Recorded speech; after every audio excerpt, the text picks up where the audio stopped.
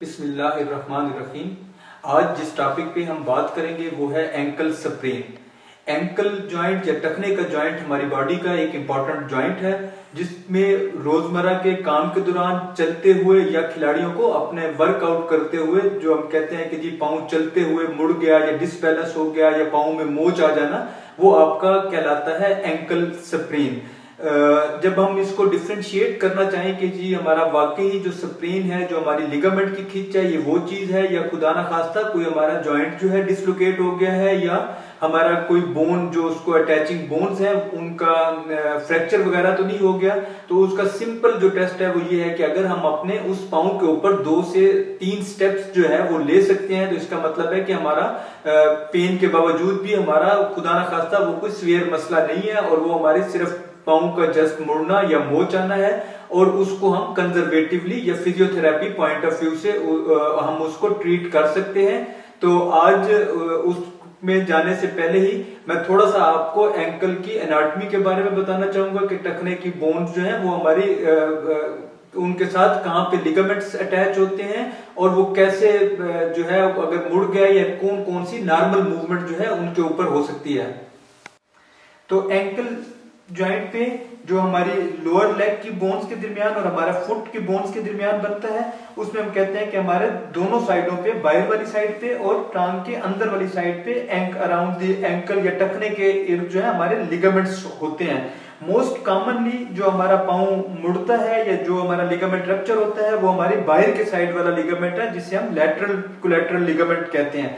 उसके 3 हिस्से होते हैं, एक उसका फ्रंट पे आता है, एक मिडल में आता है, दरमियान में आता है और एक पोस्टीरियरली या पीछे की तरफ जाता है।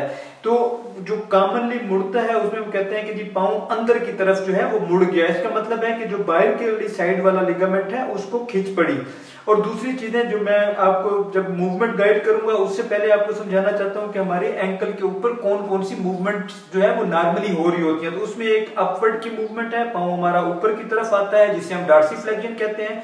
एक हमारी नीचे की तरफ मूवमेंट है, पाँव हमारा नीचे की तरफ जाता है जो प्लांटर फ्लेक्शन कहलाती है। फिर उसके साथ एक इनवर्ड की मूवमेंट है जिसको हम इनवर्जन कहते हैं और फिर एक आउटवर्ड की मूवमेंट है जिसको हम ईवर्जन कहते हैं। जब हम एक्सरसाइज भी आपको गाइड करूंगा तो उसमें भी हम स्टार्ट में इन मूवमेंट के साथ जो है वो काम कर रहे होंगे।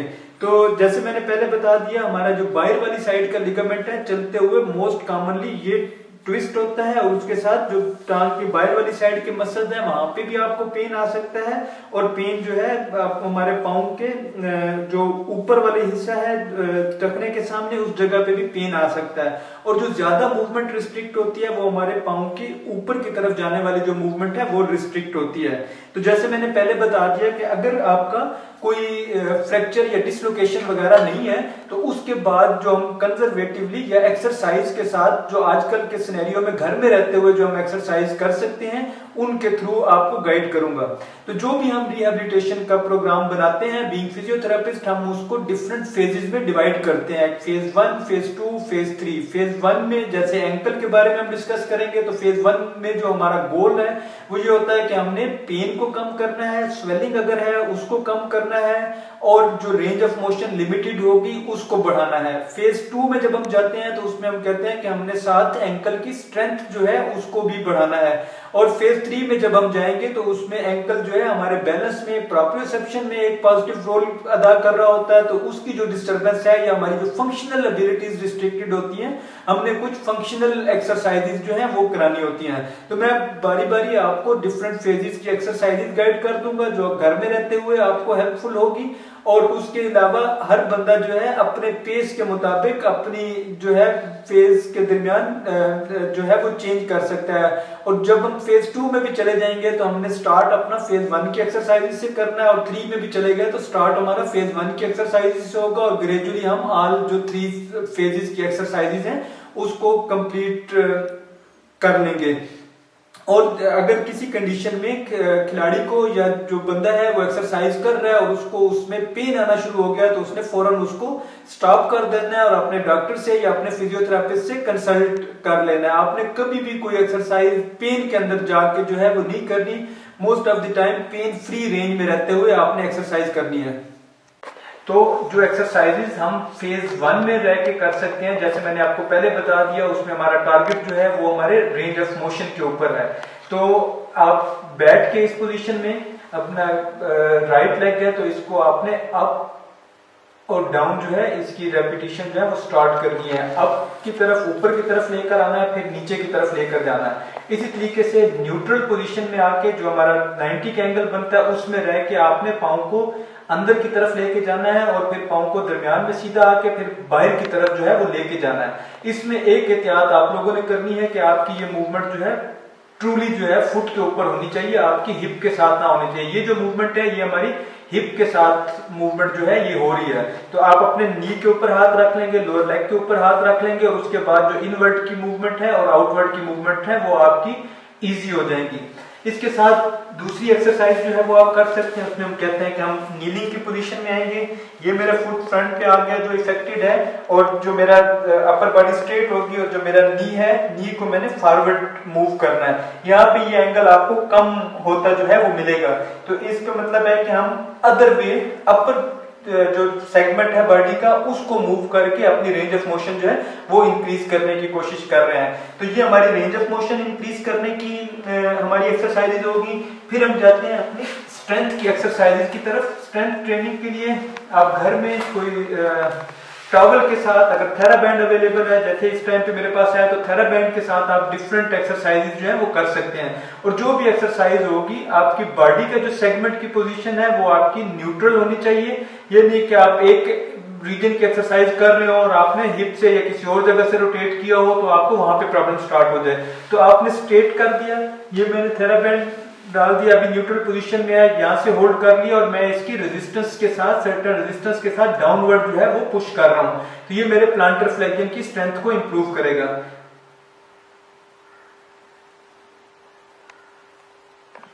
फिर इसी पोजीशन में रहते हुए मैं इनवर्ड जो है रेजिस्टेंस दे रहा हूं, इनवर्ड, और मैं अपने पाँव को इनवर्ड जो है वो लेके जा रहा हूं।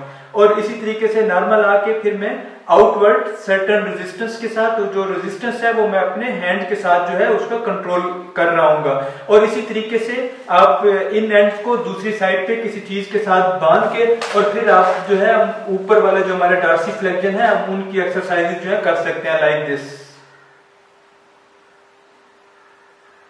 तो ये एक्सरसाइजेज आप 10-10 रेपिटेशन जो है उससे स्टार्ट करें और फिर अपने बॉडी की फ्लेक्सिबिलिटी या एबिलिटी के मुताबिक आप ग्रेजुअली इसको इंक्रीज कर सकते हैं।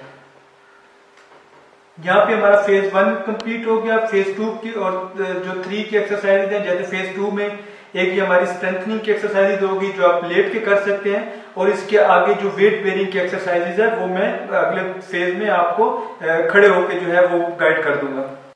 तो इसमें जो हमारी स्ट्रेंथनिंग के या फेज 2 में एक एक्सरसाइज है, उसमें हम कहते हैं कि जी हमारे पास हमने अपने एक लेग के ऊपर जो है पूरी बॉडी का वेट देना है। तो हमने कोशिश करनी है कि इनिशियली स्टार्ट में किसी स्पोर्ट के साथ एक लेग के ऊपर खड़ा करना, दूसरी लेग जो है वो अपनी बेंड कर दो। कोशिश करें 10 सेकंड, 20 सेकंड, 30 सेकंड तक आप जो है वो सस्टेन कर सकें। और जब इसमें कंफर्टेबल हो जाए फिर आपने विदाउट सपोर्ट जो है हाथ एहतियातन रख लें कि अगर गिरने लगे तो उसको पकड़ लें, नहीं तो विदाउट सपोर्ट जो है वो आप एक एक्सरसाइज जो है उसमें कर सकते हैं। फिर इसके साथ एक और एक्सरसाइज इंपॉर्टेंट है जिसमें हम कहते हैं कि जी हमने एक स्टेयर स्टेप के ऊपर, जो छोटे स्टूल के ऊपर जो है वो जाना है और उसके बाद हील रेज करनी है। तो मैं नीचे से इसके ऊपर स्टेप इन करूंगा, स्टेप इन करके एक लेग जो है ये हवा में होगी, ये बेंड होगी, ये मेरा इफेक्टेड लेग है, और इसके मैंने टोज के ऊपर जाना है या हील रेजिस करनी है। तो मैंने इसके ऊपर जंप इन किया and I go up on my toes. फिर मैं नीचे आ गया, फिर मैंने जंप इन किया एंड ऑन माय टोज, और इस टोज को 3 सेकंड 5 सेकंड तक जो है हमने मेंटेन करने की कोशिश करनी है। इसके साथ दूसरी वेरिएशन हो सकती है कि आप स्टेयर के ऊपर गए, आधा पांव आपका स्टेयर से नीचे होगा, आप किसी भी चीज की सपोर्ट के साथ इनिशियली अपने टोज के ऊपर आने की कोशिश करेंगे, और टोज के ऊपर आके पूरी बॉडी इरेक्ट है, सीधी है, और आपने अपनी पोजीशनिंग जो है वो मेंटेन करनी है 10 सेकंड, 20 सेकंड, 30 सेकंड, और फिर उसके बाद ग्रेजुअली आप उसको बढ़ाते जाएंगे, और उसके बाद फिर आप जो है वापस अपनी स्टार्ट पोजीशन पे जो है वो चले जाएंगे। इसके साथ एक और एक्सरसाइज है कि आप स्टेयर के ऊपर खड़े होके भी लास्ट फेज में बैलेंस के लिए कि आप उसके साथ खड़े होके भी एक लेग अपनी जो अनइफेक्टेड है उसको बेंड कर लेंगे, उठा लेंगे ऊपर, और दूसरी के साथ आपने स्टेयर से जो है वो ग्राउंड के ऊपर जो है वो जंप करना है। और जब आप जंप करेंगे नी आपका बेंड हो ताकि आपका बैलेंस जो है वो मेंटेन रहे, लाइक दिस। फिर आप वापस चले गए और इसको आप 2 to 3 टाइम्स जो है वो इफेक्टिवली जो है वो परफॉर्म कर सकते हैं। तो आपने अपने इफेक्टेड लेग पे खड़ा होकर किसी बच्चे को, किसी दूसरे को कहना है कि वो आपकी तरफ बॉल जो है वो थ्रो करेगा, और आपने उस पोस्चर को मेंटेन करते हुए आप बॉल को जो है वो कैच भी करना है और फिर वापस थ्रो करना है। इससे आपका जो है लेग का फंक्शन जो है वो बेहतर होगा। इसके साथ ही आप एक कम जगह के एरिया के ऊपर जो है चलने की कोशिश करेंगे, उसको हम कहते हैं कि टेंडम वॉक करनी है। आपने एक पांव के आगे दूसरा पांव रखना है, इससे भी आपका बैलेंस और प्रोप्रियोसेप्शन जो है वो इंप्रूव होने में मदद मिलेगी। आप स्मॉल एरिया के कोई लाइन ड्रा कर सकते हैं, लाइन के ऊपर जो है वो आपने चलने की कोशिश करनी है। तो ये सारी एक्सरसाइजेज जो है जो हमने फेज 1 में आपको इनिशियल बताई, रेंज ऑफ मोशन गेन करने के लिए, फिर थेरा बैंड के साथ या किसी भी बैंड के साथ स्ट्रेंथनिंग के लिए, फिर अपना वेट जो आपने एक लेग के ऊपर पुट करना है, और बाकी जो स्टेयर स्टेप के साथ, जो छोटे स्टूल के साथ जो आप जंपिंग और लैंडिंग कर रहे हैं, तो ये आपकी एंड स्टेज पे होगा। तो तकरीबन 10 के करीब एक्सरसाइज आपको गाइड कर दी। जिनको प्रॉब्लम है वो इसको अपने फेज वाइज चला सकते हैं, और जो हेल्दी इंडिविजुअल्स हैं वो ये एक्सरसाइजेस करके अपने एंकल को जो है वो स्ट्रेंथन कर सकते हैं। क्योंकि एंकल का जब हम कहते हैं कि लिगामेंट का इंजरी हुई या स्प्रेन हुई, मोच आ गई, तो बहुत सारे लोगों में ये रिकरेंट होता है, बार बार उनका एंकल जो है वो मुड़ता जाता है। तो ये जो एक्सरसाइजेज हैं ये आपकी एंकल की प्रोप्रियोसेप्शन बेहतर बनाने में हेल्प करेंगी, और आपके एंकल के अराउंड जो मसल्स हैं उनकी स्ट्रेंथ बेहतर करने में मदद करेंगी।